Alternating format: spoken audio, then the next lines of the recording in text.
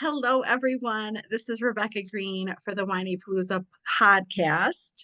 I'm too busy thinking about college because Margot and I were just having such a good conversation. Anyways, I get to speak to the awesome and wonderful Margot Machol Bisnow. Margot, thank you so much for doing this with me. I've been so excited to talk to you. Oh my gosh, Rebecca, I'm so excited to talk to you also. When I tell you what Margot does, you're going to understand my excitement because she's going to help all of us. So, Margot is the author of Raising an Entrepreneur: How to Help Your Children Achieve Their Dreams, 99 Stories from Families Who Did. After spending 20 years in government, including roles as an FTC Commissioner and staff director of the President's Council of Economic Advisors, she has dedicated the past decade to speaking with parent groups about nurturing creative, confident, and resilient kids. Through interviews with 70 entrepreneurs and their parents, Margot has identified key parenting approaches that support entrepreneurial success.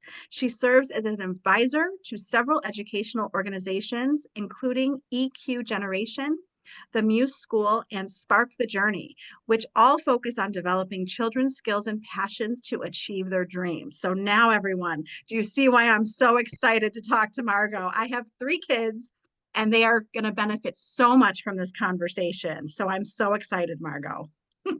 You're so kind. Let me start with, okay, this is a huge shift. So I want to ask you about this.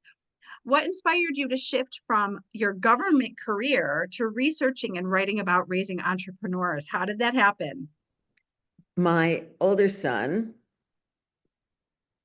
started an organization in 2008, and it's a wonderful story about that also. But he had dropped out of college after 2.5 years.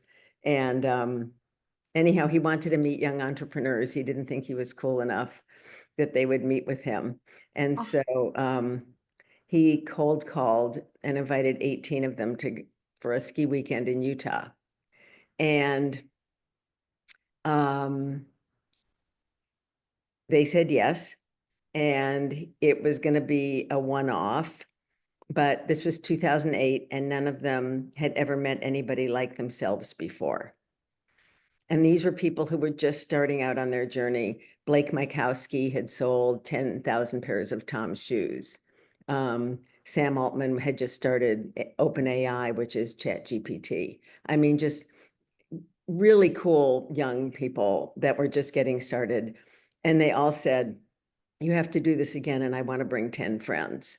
And oh, so he started, had another one the end of that year. And I mean, it just skyrocketed. And so about 2010, when I decided it was big enough that I could, at that point, he had like Bill Clinton and Mark Cuban and John Legend, and I mean, all these speakers, and it was an oh amazing, my gosh. it was amazing.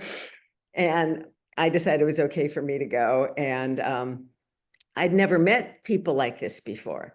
And I would go up to all these young entrepreneurs and I'd say, I'm just so curious how you turned out the way you did, just so willing to take on so much risk and work so single-mindedly toward a goal. And they basically all told me the same thing. They all said, I had someone who believed in me, who told me I could do anything I put my mind to. Usually it was a family member, and even more usually it was their mom. Wow. And I was so struck by this, and I kept talking about it. And the kids started saying, you have to write a book. And I'm like, I can't write a book. And they said, no, you have to write a book. And I said, I can't write a book. And they said, you have to write a book. I said, okay, I'll write a book. And they wrote the foreword. They said, everyone needs someone to believe in them. And sometimes that's even your kids. Oh, that's so beautiful. Wow. Anyhow, Wow. anyhow, I was very, I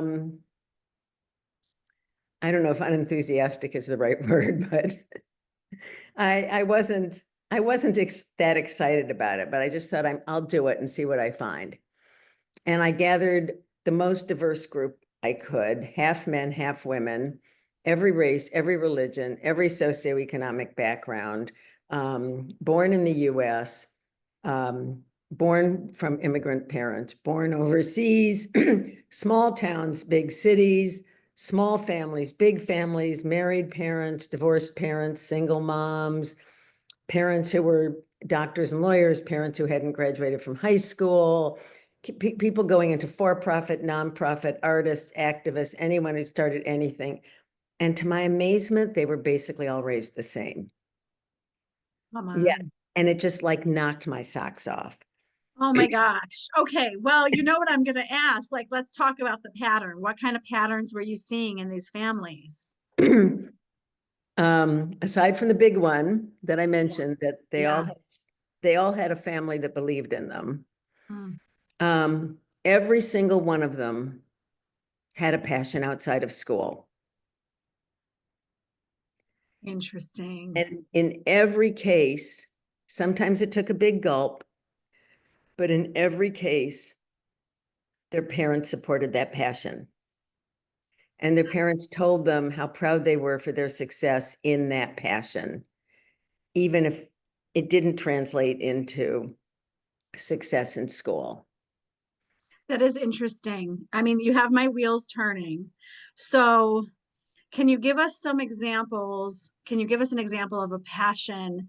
And is the passion what led to the success? So about a third of them, the passion was sports. Okay. Okay.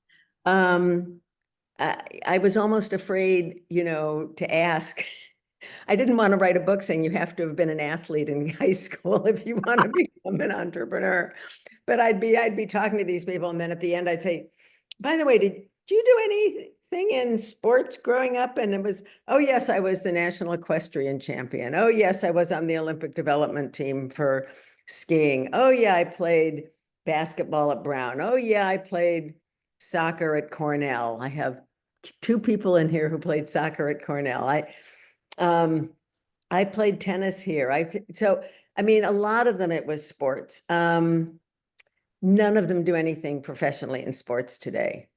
The ones where the passion transferred to what they do today are the artists.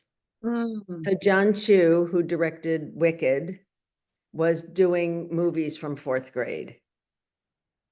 wow. Emmanuel Shrieky, an actor who did Superman and Lois and The Entourage, and she was acting from, lower school.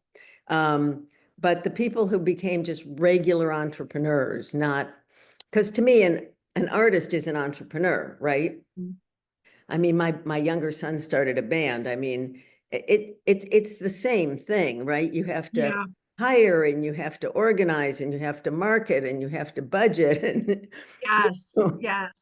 Yes. um, so to me, they're entrepreneurs, but the people who started companies, basically their passion had nothing to do with what they're doing today. But because they had this passion that they had discovered, they worked really hard at it. Because they worked really hard at it, they got really good at it. Because they got really good at it, they got confidence that if they worked hard enough at something, they could succeed. Because they were like working at this thing, sports or whatever it was, single-mindedly, they learned how to pivot when it wasn't going well. They learned what to do when they failed. They learned, as Billie Jean King said about failure, we don't call it failure, we call it feedback. I like And that. they learned that failure is how you learn and grow. And they learned that there's a direct trade-off between hard work and results. And I mean, they learned they learned about grit, and they learned about resilience, and they learned about all these things that you need if you're actually going to become an entrepreneur. Okay, so the parents believed in them around their passion, and the skills that they learned about their passion then translated into becoming successful as an adult. Yes, I don't think the parents, like my older son was playing tennis 5 hours a day, 7 days a week. Oh my gosh. Oh my gosh. Um, Oh wow. we don't play tennis. I'd be going to these tournaments with the top 100 kids in the country, and I swear we were the only parents who didn't know the rules. Um, Interesting. He doesn't, do anything professionally with tennis. But I mean, he was honored by the tennis center where he trained, like 10 years ago for what he had done off the court. And he said everything I am today is because of tennis. Tennis, Wow. tennis is where I learned hard work and, grit and focus and determination and resilience and not to be afraid to fail and, on and on and on. And actually, because of this, the person who runs that tennis center said he changed what he tells parents. He used to tell parents, come here and your kid will either go on the tour or get a tennis scholarship to college. And now he says, and no matter what they do with their life, they will be equipped. Oh, so Because it's true. hard when, like, I didn't grow up an athlete. It's hard to watch your kid when you think they should be studying and they're playing tennis 5 hours a day, It's interesting. Of course, we're going to think of our own kids as you're talking, and whether it's, theater or soccer or whatever it is, it's what they're learning while they're putting in the hours at the thing that they love, is what it sounds like to me. Right. And I didn't think of this at the time. I didn't No. think, oh, it doesn't matter that he's not studying science because he's learning resilience, No, no, no. We're thinking, what time are they going to come home to do the science homework? Right. That's what I'm thinking. Right. So we didn't, I didn't think about any of this at the time. I mean, it's only after the fact, Wow. looking back, that Yeah. I realized, how wonderful this is. And if I can just tell you a quick story. So he was good at every sport. And he was going back and he sort of discovered tennis, in 5th grade. And he was kind of going back and forth between tennis and baseball and everything else. And then finally he decided he was just gonna, it was tennis. And so he was like 12, 13 when he really decided he was gonna do it full, that was gonna be his passion. And most kids who end up the top in the country at 12, 13, they're playing regional tournaments. They've been doing this for years. And he lost every match for years. And he'd lose a match and he'd say, I know what I did wrong. I'll beat him next time. And he fought his Wow. way up to 35 in the country in the juniors. Oh, wow. Wow. Your son sounds incredible. He is, but Wow. Wow. but Wow. I wasn't thinking at the time, oh, this is good. He'll become an entrepreneur. I was thinking, No, no. you look at your child and they just love what they're doing. Well, and you have me thinking, because I'm thinking about the moms who say to me, how do I help them find their passion? Because not all kids have found something. So Right. any advice for them? Yes. So first of all, if they haven't found their passion when they're in 4th grade, it's okay. And second of all, if their passion changes several times while they're growing up, I mean, some of the people in the book, they had 3 different passions, one in 4th grade to 7th grade, and one from 7th grade to 10th grade, and that's okay too. And the Mhm. other thing I would say is, parents say this to me all the time, parents of high school kids, well, I just don't know what their passion is. And I'm like, then you're not paying attention. And they're doing something that they love. And you say, stop wasting so much time on that and come inside and study. Or go and, Yes, join this club that's going to help you get into school. yes, Instead of yes. watching what they're doing that gives them joy. My older son has a little one who just turned 6, and I was in his kindergarten class, and they'd asked all the kids to write like on a piece of paper and draw a picture like what they wanted to be when they grew up. I want to be a dancer. I want to be a doctor. I want to plant vegetables. I want to grow, things. I want to climb buildings. I want to build things. I mean, all of our children are born with something in them that they love, that gives them joy. And I think it's our job. I think this is, if I can, maybe the most important thing I can say to your listeners is see what gives them joy. and then encourage them to pursue that. And tell them you're proud of them for working at that. And if after a while they don't like it, that's okay. They can find something else. But let them know that whatever makes them happy is good. You're good with that. It's really good advice. So we can encourage them to do things that bring them joy. What should parents stop doing? I know what you're going to say. I think the world has changed so much from when we grew up. Yes.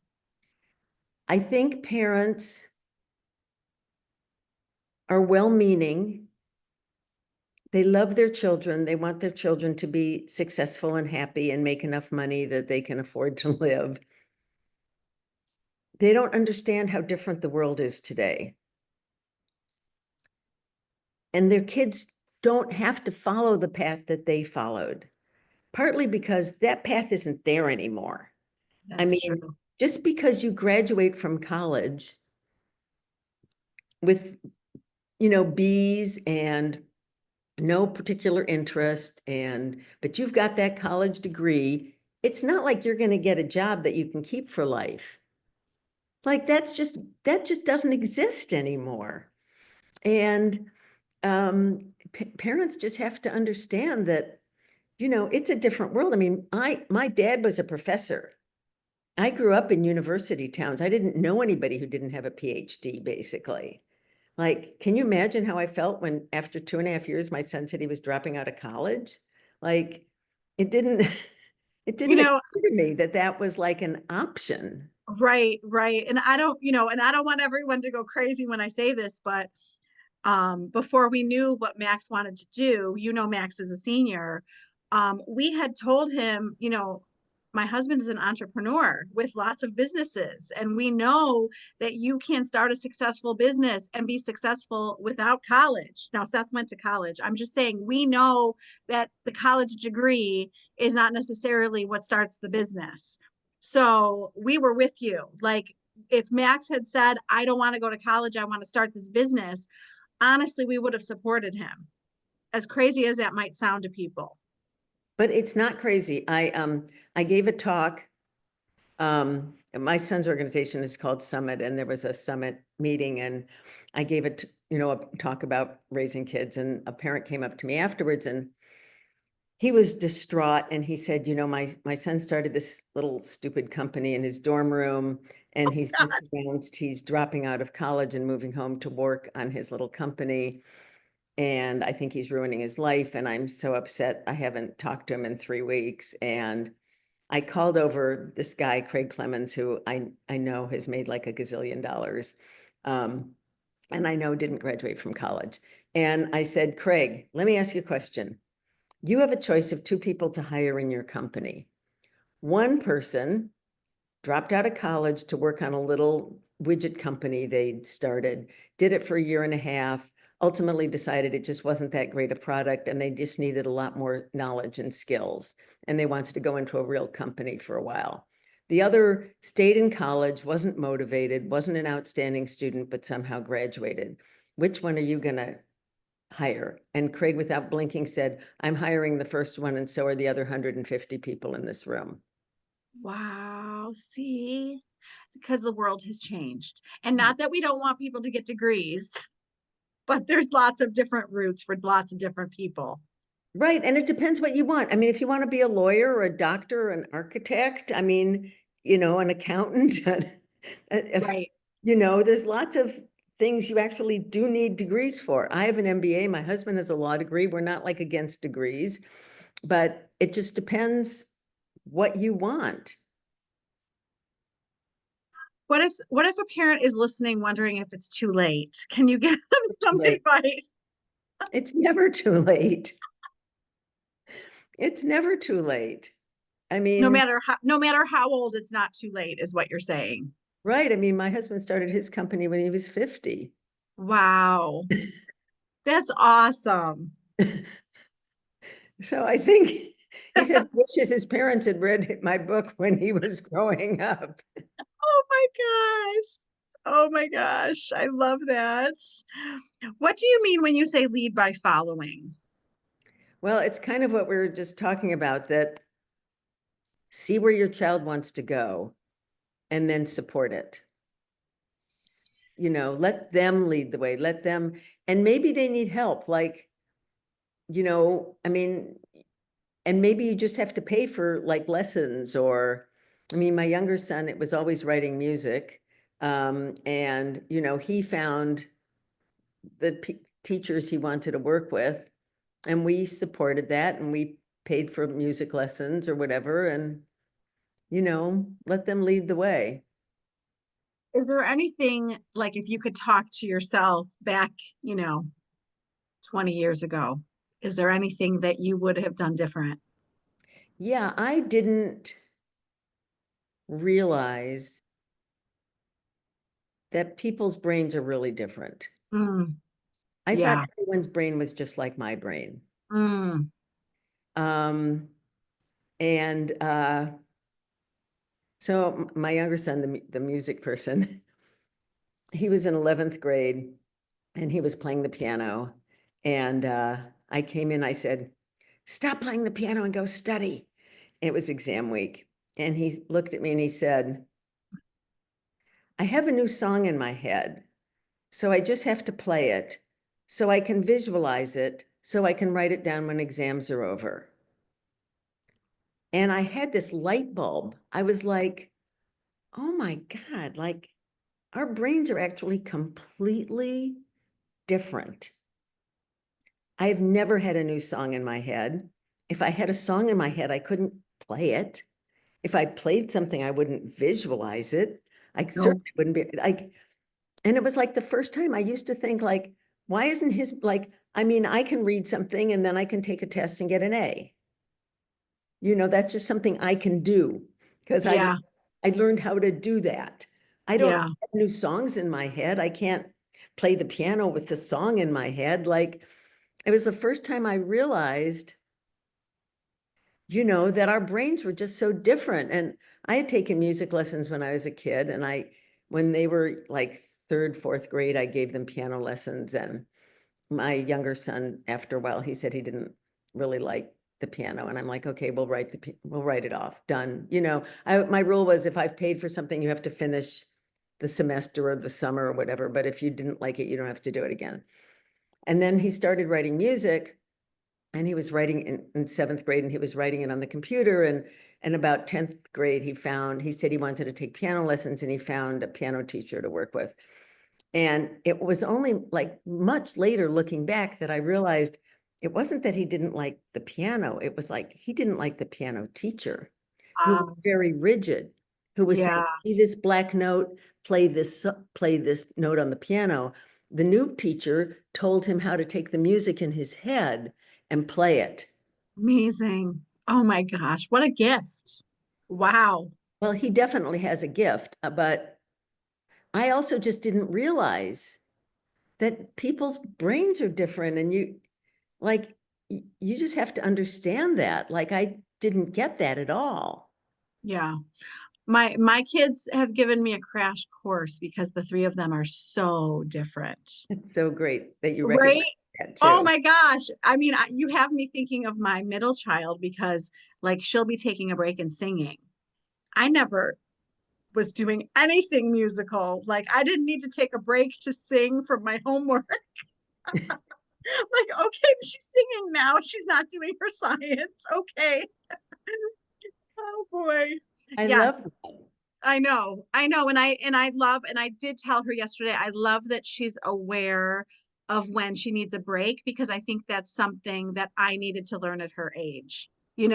When I need, because I would plow through my homework, and she is able to say, okay, I need to take a singing break or whatever she needs. So I And love that about her. does she do any, like, sing in the school musicals or anything?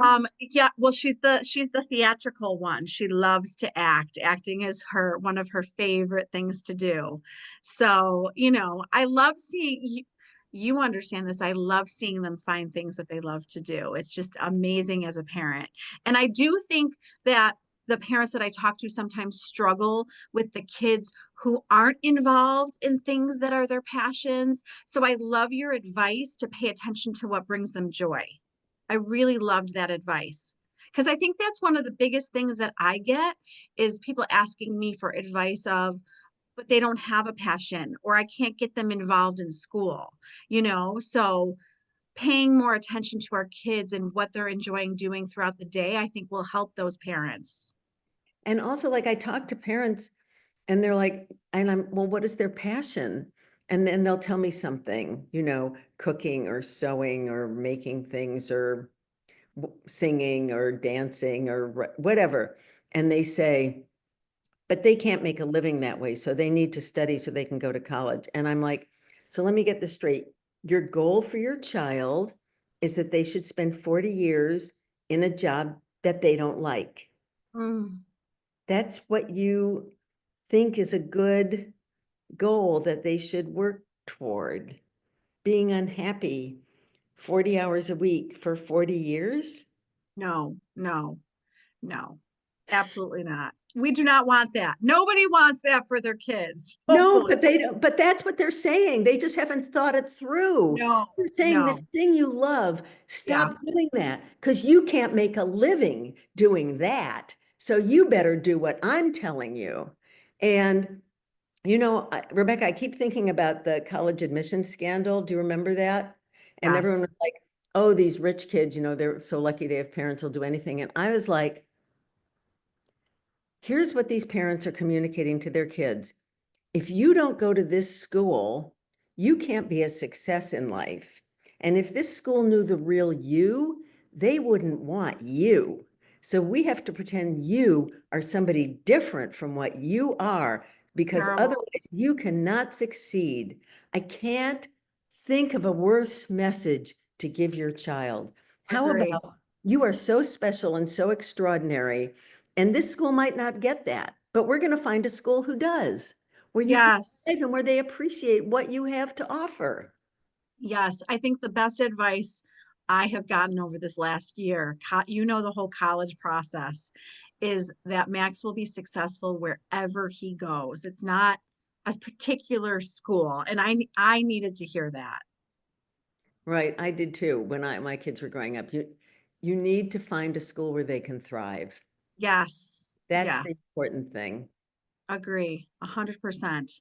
Now, what about, I also hear parents who they want their kids to make money. Okay. So our goal as parents, we want our kids to be happy, but we want them to be happy in a job that can provide enough money for them. So can you give us guidance to the parents who maybe don't agree with the path that their kids are taking because they don't think they're going to make enough money? So first of all, they have no idea, right? Yeah. And second, you never know where a path can take you. Maybe you're going to start out cooking, and then maybe you're going to start a catering company, or maybe you're going to start managing a restaurant, or like you don't know where the path is going to go. And True. also, like, I mean, who knows? Look what's happening in the economy now. Look how many people are being laid off. And I I know. mean, like, it's not like their path is a guarantee.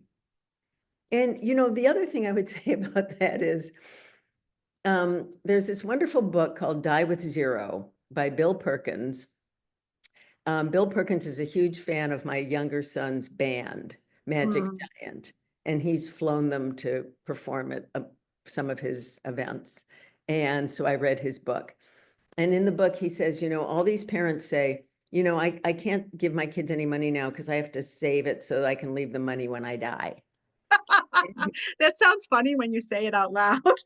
And he's like, when you say you die at 80, and your kids are 60, like that's not actually when they need money.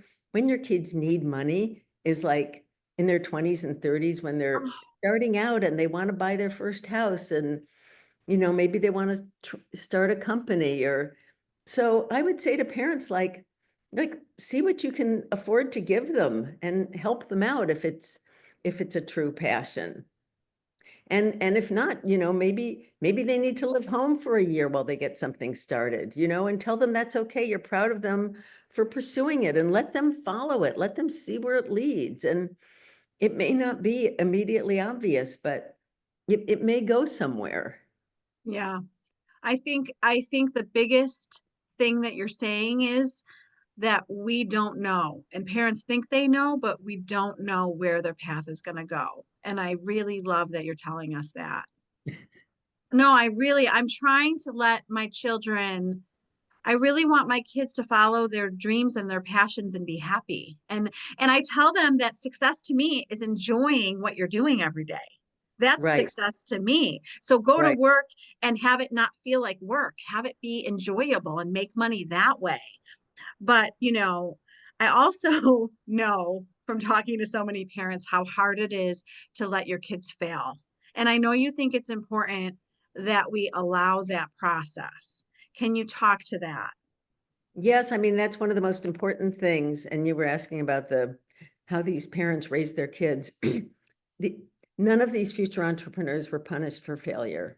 Oh, I love that. Their parents would say to them, what did you learn from this? What would you do differently next time? And the thing is, if you're afraid to fail, you're afraid to take risks.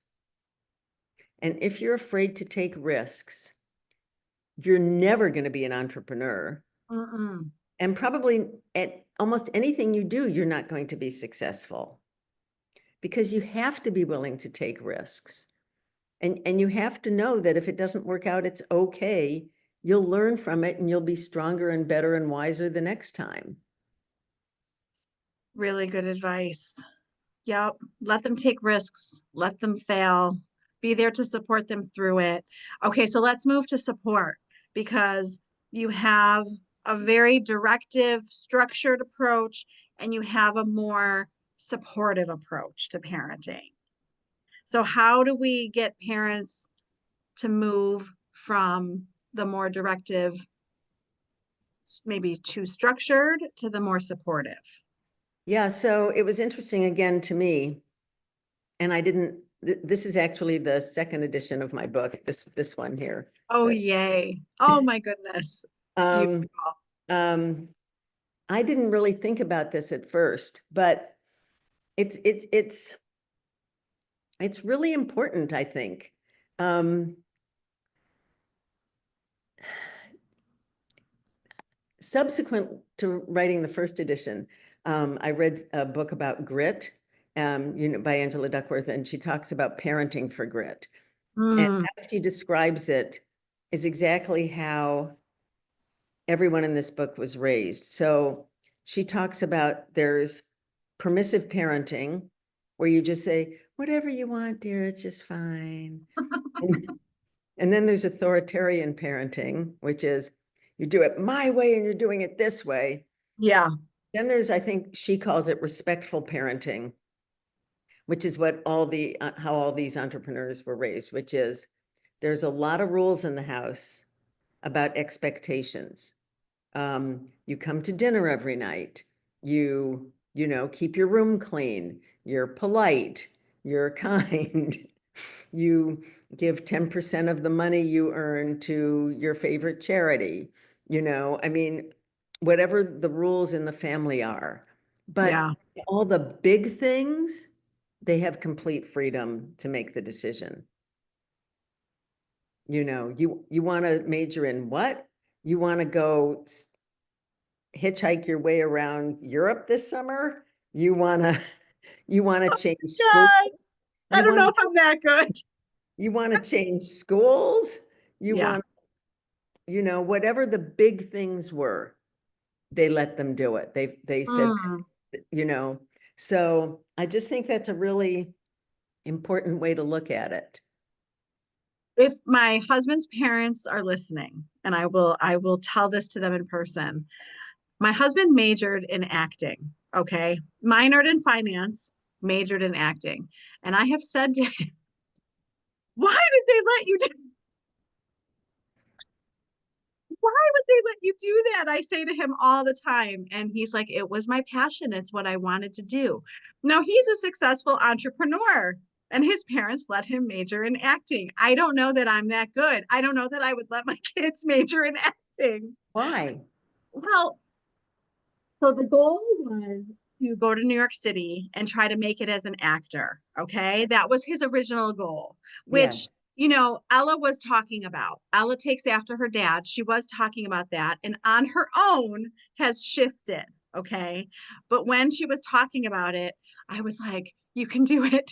You can let her go, let her try. I was really giving myself lots of pep talks around this subject, not necessarily the life that I want for my child, if I'm going to be honest with you. But if it's what would make her happy, if it was her passion, I would have gotten behind it. Right. Right.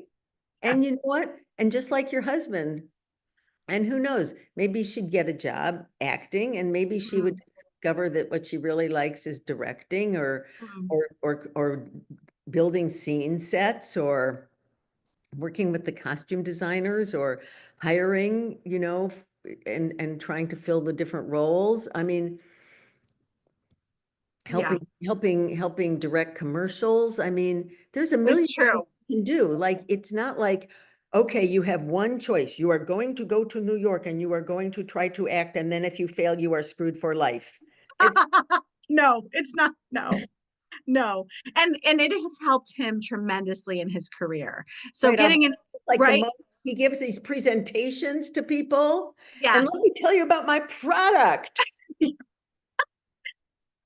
I watch him present and I just sit back and I'm like, wow, he's a natural.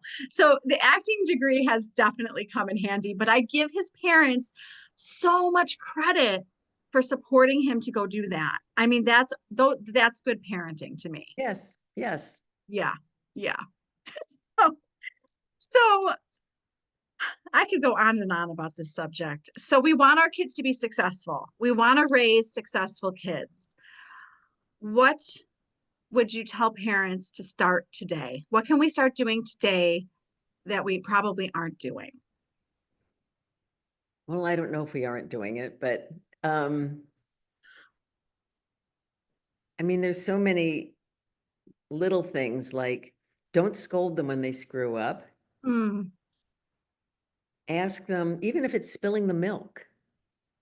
I mean, of course you have to clean it up, but just say, why do you think you spilled it? What were you doing? Were you rushing? Were you carrying too many things? Were you not looking where you were going? I mean, what did you learn from this? Not you're a bad person, you spilled the milk, right. and not, you know, what's wrong with you? You missed the field goal and, your team lost. You screwed up. It's your fault. No, it's like, what did you learn? Did you work hard enough in practice? Like, should you not have caught at that time and tried to do it? I mean, what, what did you learn? What would you do differently? How can you make it better? Because people are going to be successful in life. They're always going to be asking themselves those questions, right? Yeah. What can I do to make it better? Not Yeah. like what a terrible person I am because I didn't do it right this time. No. Nobody's going to do it right every time, right? No. Nobody goes through life with everything being perfect every minute. Yeah. Just your attitude toward that, which comes back to the parents, what their attitude was. Mm, yeah. Yeah. And being, I mean, there's so many things. I mean, I could go on for hours. See what gives your child joy and then tell them to pursue it and tell them, and whatever it is, whether it's, running for student government, whether it's getting an article published in the student newspaper, you know, whether it's singing, whether it's cooking, whether it's building something, whether it's starting a little company. I mean, very few of these people had companies when they were in high school. I mean, Yeah. like you have to have been an entrepreneur in high school to become an entrepreneur. It's just whatever gives them joy. Tell them how proud you are of them. And, you know, it's more important that they succeed in the thing they love than that they get an A in trigonometry. 100%. And what I'm thinking listening to you is You and I have our brains, like you said, and what we're good at and what makes us happy. And our kids are so different from us. Like I'm sitting here thinking about the joy that Ella gets from being on stage, which is not me at all. And it's just so fascinating to discover what they love and what kind of life they want. And I will tell you, so far with number one and number two, it's not the life that I would pick for myself, but they have their own dreams. It's really interesting. It is interesting. And the fact that they know you're proud of them for pursuing their dreams, I'm sure means everything to them. Well, I'm certainly trying. And I love that you said that having someone believe in them is what helped the most. So I will definitely keep doing that. I'm taking that prescription to heart. And is there anything else that you want to share before I let you go? I don't know. This has been such a fun conversation. My younger son started this band, Magic Giant, and they have a song called Disaster Party Oh that gosh, I love it. I can't get out of my head because of everything that's going on in the world. Okay, wait, tell me it again. I want to go look it up. What is his band called? Magic Giant, And what is the song? Disaster Party. I'm gonna go look it up. Especially the line, you might as well throw away all your money. I'm like, Oh, your kids sound awesome. You obviously did a good job, and now you're helping all of us. well, thank you so much. This has been so fun, Rebecca. Will you please tell everyone where to find your book and where to find you? Yes. Okay. So Raising an Entrepreneur. Here it is. How to Help Your Children Achieve Their Dreams. It's on Amazon. Awesome. I have a website called raisinganentrepreneur.com, and there's a link there to Amazon, and I'm on Instagram at Margot Bisnow. And I think there's a link to the book on there. So Awesome. Wonderful. I can't thank you enough. I loved this conversation. thanks so much, Rebecca. Me too. This is Rebecca Green, and I want to remind everyone to spend every day laughing, learning, and loving. Thank you for tuning in to the Whinypaluza podcast. If you like what you heard, please be sure to subscribe so you never miss an episode. While you are there, leave a review. I love to hear your feedback. Thank you so much for listening. Until next time.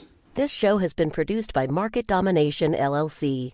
To discover how you can have your own show completely done for you and turn it into a real published book and become the authority in your marketplace, go to www.marketdominationllc.com/podcast offer.